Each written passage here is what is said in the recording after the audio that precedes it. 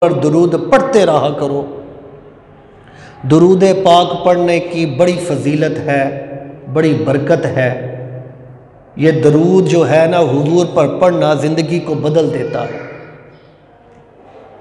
اس کی بڑی فضیلت ہے۔ جب بھی آؤ جمعہ ادا کرنے کے لیے، خصوصاً جمعے کے دن درود پاک میرے نبی پر کثرت سے پڑھا کرو، کثرت کے ساتھ پڑھا کرو۔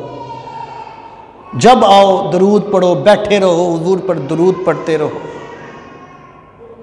حضرت انس بن مالک آپ اس حدیث کے راوی ہیں، مکاشفۃ القلوب اس میں یہ حدیث ہے، نقل کی ہے۔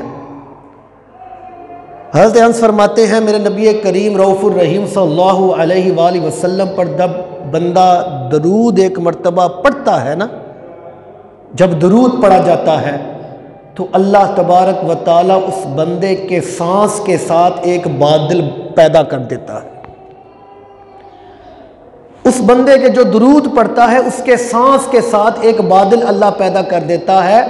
پھر اللہ تبارک و تعالیٰ اس بادل کو حکم دیتا ہے کہ تو میرے رحمت کے سمندر میں چلا جا اور وہاں سے جا کر پانی بھر۔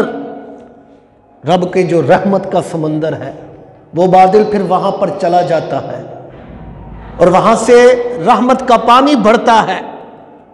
جب وہ رحمت کا پانی بھر لیتا ہے رب کے سمندر سے رحمت کے، تو اللہ پھر اسے حکم دیتا ہے جا اور زمین پر اپنا پانی نچھاور کر، پانی پھینک، بارش کر۔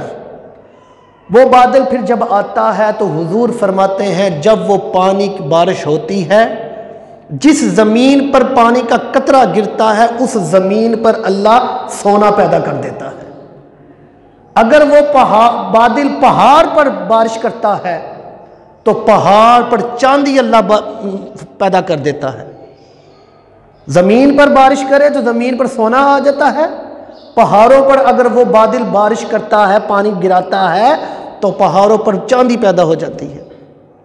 تو حضور فرماتے ہیں اگر وہ بارش کے قطرے کسی کافر کے اوپر گرتے ہیں تو وہ کافر جو ہے اللہ تبارک و تعالیٰ اس کو ایمان دے دیتا ہے۔ اللہ تبارک و تعالیٰ اسے ایمان توفیق عطا کر دیتا ہے جب اس کے اوپر اس بادل کے قطرے پڑتے ہیں۔ کس لیے؟ کہ اس درود کی برکت کے لیے۔